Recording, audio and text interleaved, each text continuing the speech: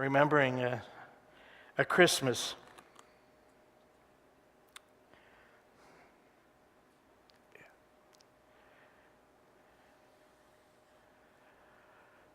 It was the last Christmas I had with my mother. It was 1999. At the time, I didn't know it was going to be the last Christmas, because she passed the next year in October. They had normally come up here for Christmas, but they couldn't. They had been, both of them had not been totally well in that time of year. So when they said they couldn't come up, I went down, and I remember our friend Carol, and she went with me. We had a good Christmas with them. And you know my friend Bishop William, who's Regionary Bishop over the United States for the Liberal Catholic Church. I had not met him yet. I knew about their churches. I had read some of the esoteric literature concerning them. So I wanted to see one of their church services. And it just so happens in Melbourne, Florida, there was a church on a street called Pineapple. So they had listed that they had a Christmas service, Christmas morning. So I said, "What do you think, Carol?" And she said, "Sure."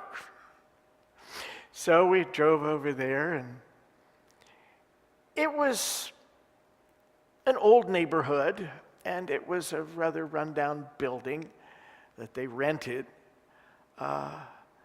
We walked in and met the priest, the bishop, the server, and we were the only congregation, Carol and me.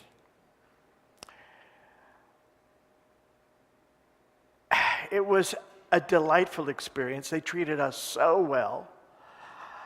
We had coffee with them afterwards, and we just had a wonderful time with those folks. And on the way home, I said, being insensitive at the moment, I suppose, I said, "Well, too bad that there weren't more people there." And she said to me as I was driving, "But they were there. And they were doing the service like any other Sunday."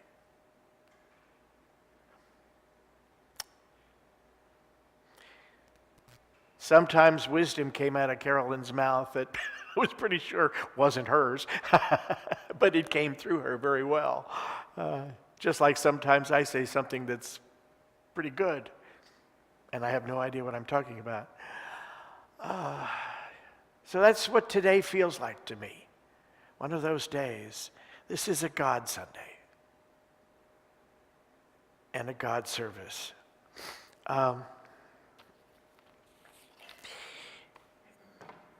I remember early in Unity hearing an expression that my first reaction to it was, "Huh?"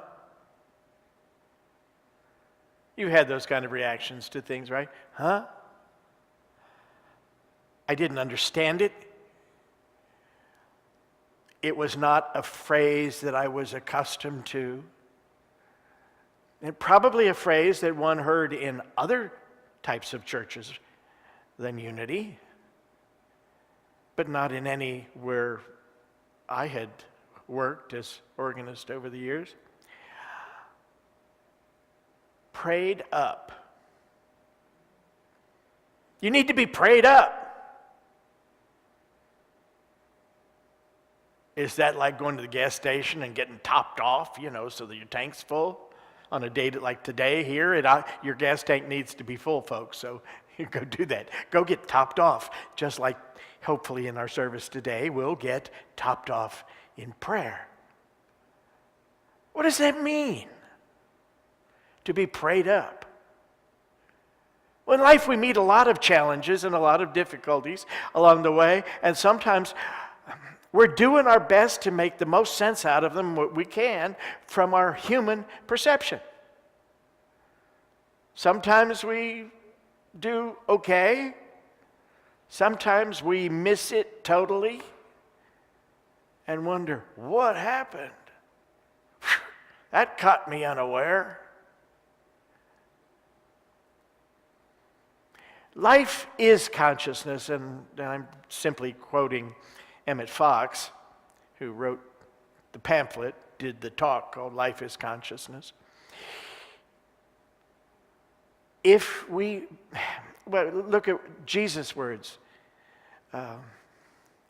Seek ye first his kingdom and his righteousness, and all these things will be added unto you. And so often, I'm after the things. I forget about the preliminary step. I need to build the consciousness. I need to have a God-centered awareness, God-centered consciousness. So instead of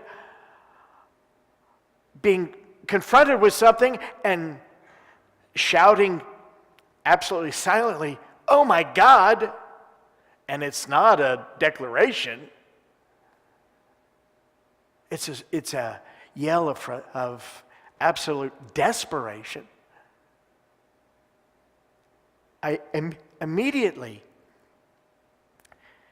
enter that state of consciousness, that state of awareness, because it's familiar to me, it's a habit for me.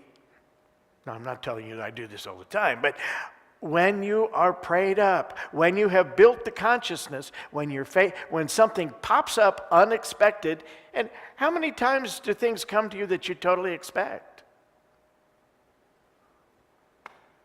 You're approaching a green traffic light, and somebody is shooting through the red light of the intersection. Oops. Were you ready for that? Did you see it coming? Hopefully you saw it soon enough. Or hopefully your awareness said, whoa, something's going on here. I need to pay attention. When you're prayed up, your consciousness is centered in the presence of God and not the absence of God. Your mind is centered on the idea of answer instead of question.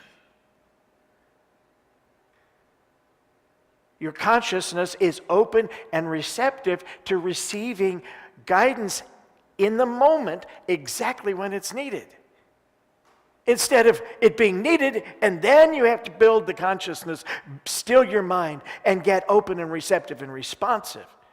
I'd rather do it the other way.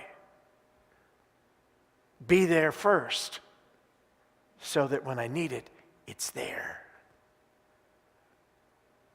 Would you drive a car that it could do 35 miles an hour, but you don't need to use the interstates? Would you drive a car that could only do that? Or would you rather have one that's in good shape and has full power so that if you need a burst of speed all of a sudden to get out of a tight situation, you've got it? In flying, so many times there are little things that happen. As you know, the definition of flying is hours of boredom interspersed with moments of sheer panic. There are times where you're approaching the runway, and that's the most dangerous time in an airplane ever. Coming in for landing. Takeoff is right up there with it. You're coming in, and you're short. In other words, the runway begins over there, and you're looking like you're going to land right here. What do? You need to hit the throttle just a burst. All it takes is just a burst of energy to the engine, and that's enough to get you those last few feet. It's not uncommon. Not at all. When it happens, you're darn glad you've got it there. if the engine weren't running, you're landing in the dirt. I once got bawled out. Don Fairbanks, he's now in an aviation hall of fame, and he was an incredible guy, had an outstanding career during World War II. He's flown probably everything, and he had licenses to teach pretty much everything, seaplane, fixed wing, which is your regular airplane, helicopter. I don't know that he ever did a balloon, but it wouldn't surprise me. It seems that my buddy Don is still alive. Chris found that it seems like he's still quite active. And he's, what is he, Chris, 90? 95. Yeah. And I don't know if today he's still teaching how to fly helicopters, but as of just a few years ago in his 80s, he was still teaching people how to fly helicopters. A remarkable, remarkable guy. I rented a plane and I flew from Lunken Airport in Cincinnati to Louisville. That's 100 miles. It's a nice trip, about an hour each way. And I would go to Bowman Field in Louisville, and right across the street was a Frisch's restaurant. So I'd take somebody along with me. We'd go down there. I had friends there, so I'd call them and arrange to meet them at the restaurant, and we'd all have lunch together. Then I'd fly back. Well, when I got back to the airport in Cincinnati, as I was approaching, and I was on that final, coming down very close to touchdown, I saw cones on either side of the runway, red, like traffic cones. And I thought, well, what are those? And I landed just about a foot before the cones.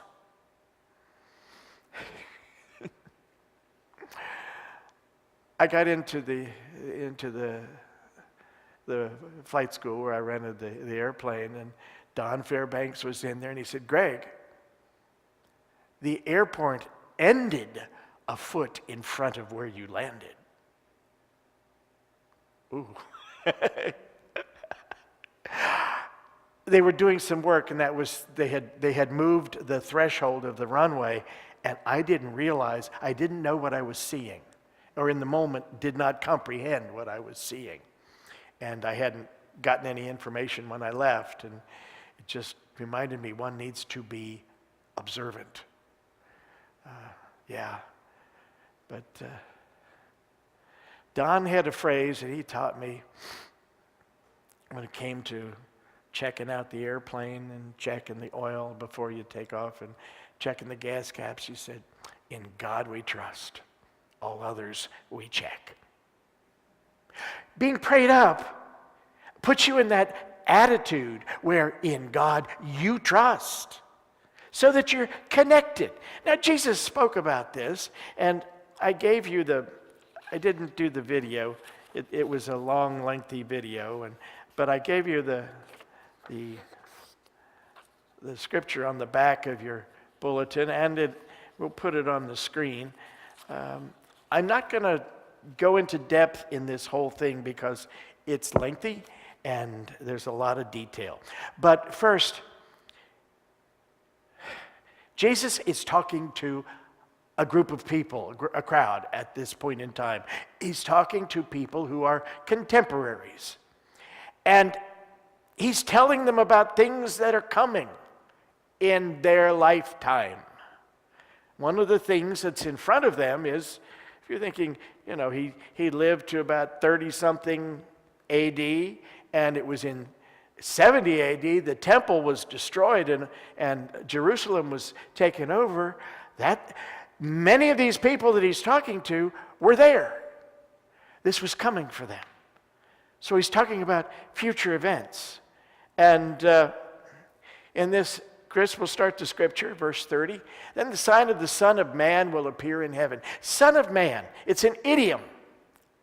In Aramaic, it's an idiom. It means human being. Rocco Errico has actually translated this. Then the sign of the human being will appear in heaven. What does it tell you? That this divinity, this Christ in you, is an integral part of you. That Jesus, if you think of Jesus as Son of God, you and he are no different. Just as he is Son of Man, so you are Son of Man. We are the spiritual being Christ within a human experience. All the tribes of earth will mourn, and they will see the Son of Man, or human being, coming on the clouds of heaven. Have you ever seen any of those pictures of Jesus and surrounded by clouds and angels singing in the background? Listen closely, you might just be able to hear them. Coming with power and glory. It's the coming awareness of the divinity within you. And the tribes of the world, the tribes of the earth, it is those parts of consciousness that are purely human, that are limited, and they're quaking and shaking because they're being disassembled. And he will send out his angels with a loud trumpet. Rocco Errico translates that a big trumpet. And it means it's a universal, powerful message. And they will gather his elect from the four winds. I mean, all corners of the world. People will come together in this consciousness of God indwelling. At Christmas we hear Emmanuel. You've heard that name. Emmanuel, God with us. And we can truly say, God within us. So people are beginning to awaken to this divinity within one another. From the fig tree, learn its lesson. There's a nice little parable he puts in here. As soon as the branch becomes tender and puts forth its leaves, you know that summer is near. Well, you'd have to be an idiot not to know that, right? Or like me when I'm approaching that runway that's marked off, unaware of what that means. But we know what it means. We all see the buds in the spring and say, oh, it's coming. Good weather's coming. So also, when you see all these things, you know that he is near. That presence of God is in you. At the very gates, at the very threshold of your consciousness. It's up to you to make the connection, to be open and receptive. Truly, I tell you, this generation will not pass away. Generation. I think we used to consider a generation about 20 years. But this can also be translated, this family, this tribe, this nation, and even this race. So it's all of us. We're not going to end our journey here until we come to this full awareness of Emmanuel, God within us. Heaven and earth will pass away, but my words will not pass away. That means that they're eternal, that the words of truth have been since the beginning and are to eternity. Things of the world, your automobile, your house, things change. Things go away. Things of the world, things of physicality. But of spirit is eternal, and of God is eternal. But about that day and hour no one knows, neither the angels of heaven nor the Son, but only the Father, that knows the moment we are going to awaken and realize It reminds me of a video we've played at candlelighting. In the video, there's Joseph and Mary in the cave or the the stable, and she awakens and she starts looking around and she puts her hands over her abdomen and she says, "Joseph, it's time."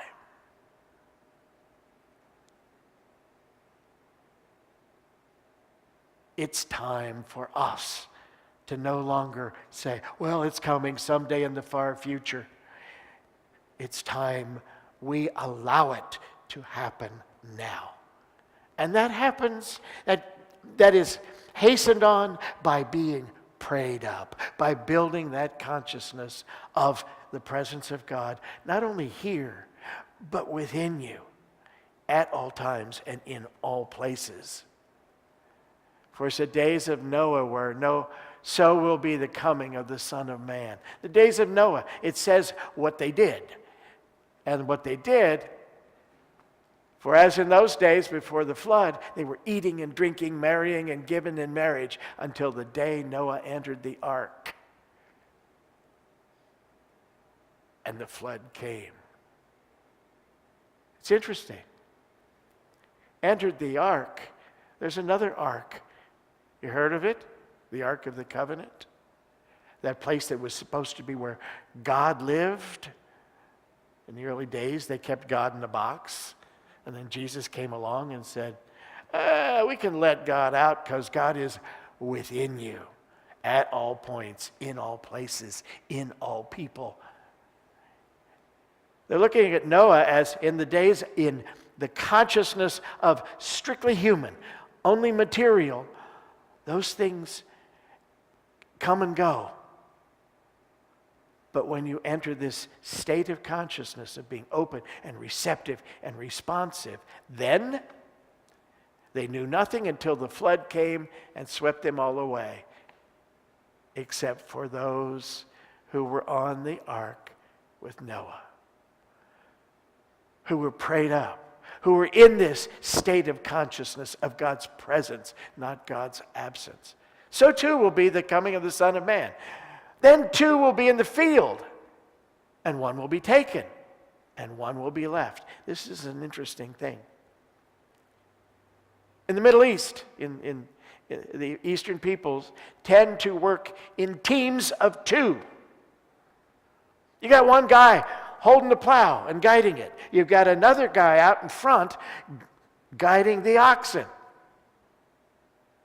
What does it mean that one is taken and one is left? Well, one of the concepts that they had in that time period was at times of war when they were conquered. The good people were taken away as captors.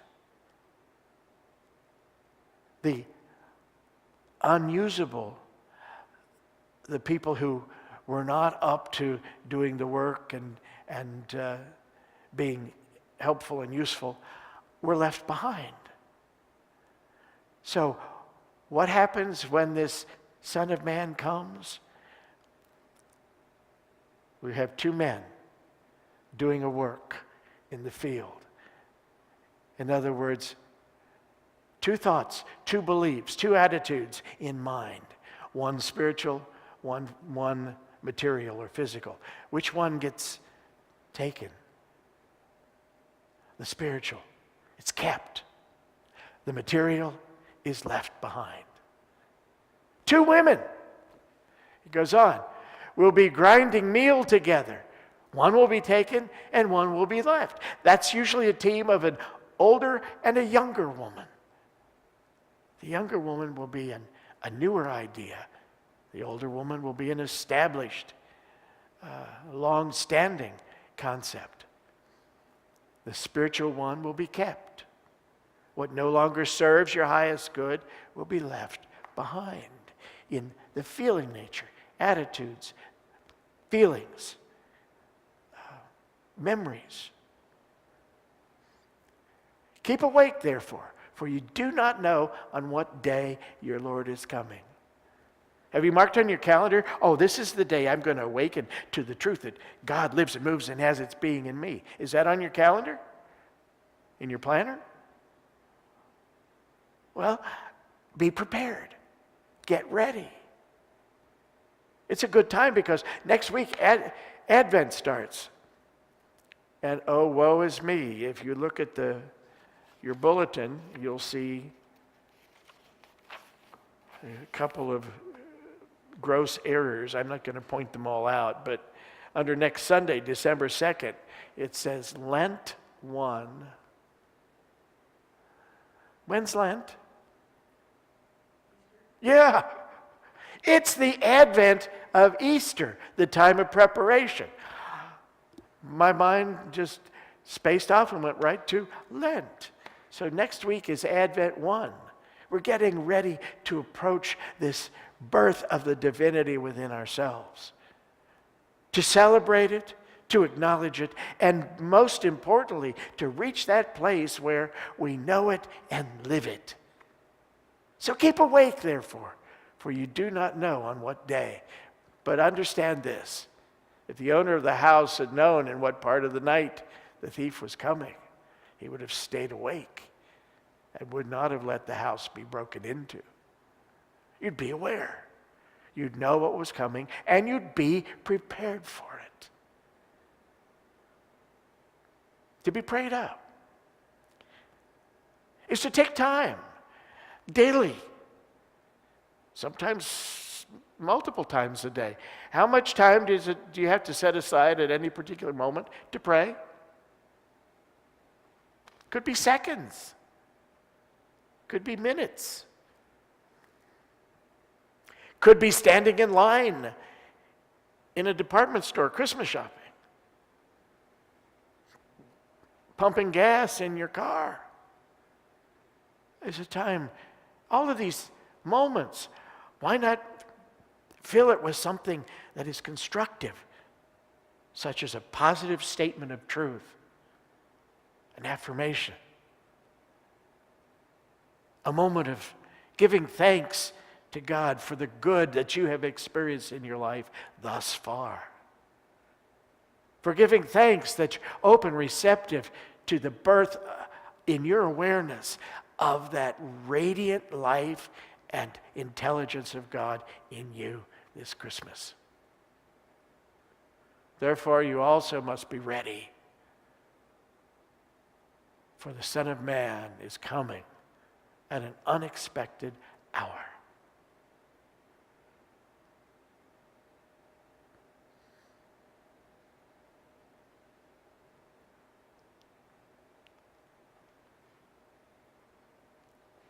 Joseph, it's time.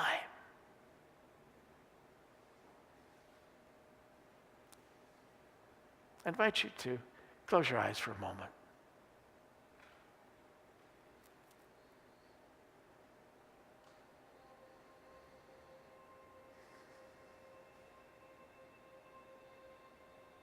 Relax your breath, relax your breathing. Remind yourself you're in the presence of God because God is present right here within you. You can never be separated from God, from God's good, from the life, the love, the substance, the intelligence that God is.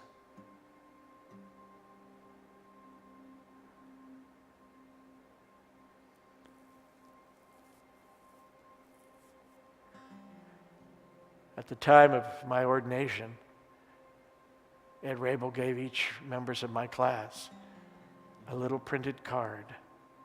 It was beautifully decorated, but it said, "You are under divine guidance and divine protection." So for a moment, take on these words. I am under divine guidance and divine protection.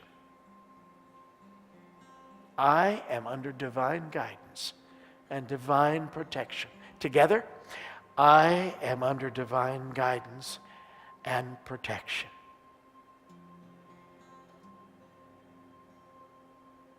Emmanuel. God with us. God with you. God individualized in you.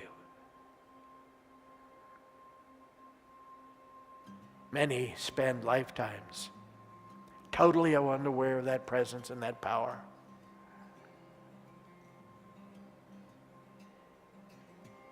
So unaware that they seem to be tuned out to it. But at some point in time, all shall reach that consciousness, that awareness, however far they stray.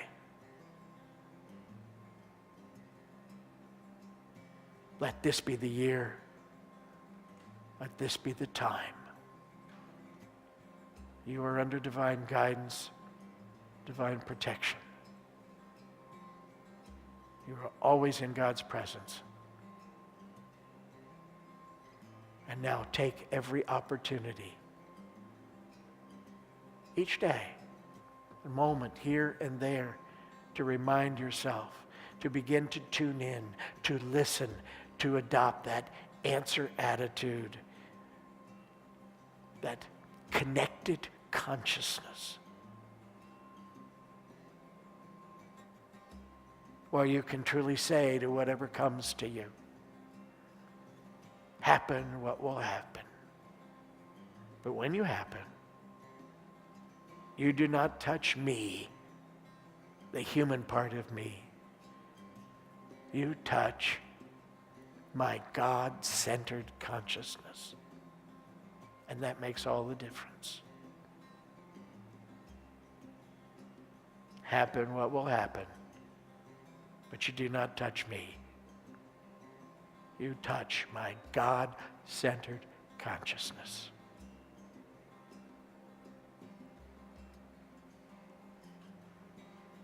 Father, we give thanks for this growing awareness.